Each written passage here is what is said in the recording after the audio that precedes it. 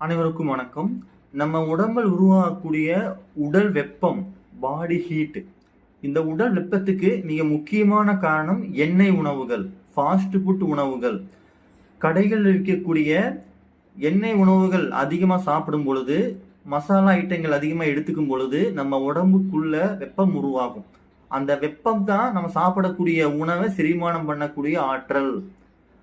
நம்ம உடம்பில் இயற்கையாகவே வெப்பம் உருவாகும். அந்த வெப்பம் உருவாகிறது எதற்காக அப்படின்னா, நீங்க சாப்பிட்ட அந்த ஃபாஸ்ட் ஃபுட் உணவுகளை செரிமானம் செய்யறதுக்கு அதிகப்படியான வெப்பம் உருவாகி அந்த வெப்பத்தின் மூலமா நம்முடைய உள்ளுறுப்புகள் அதிகமா சூடாகும்.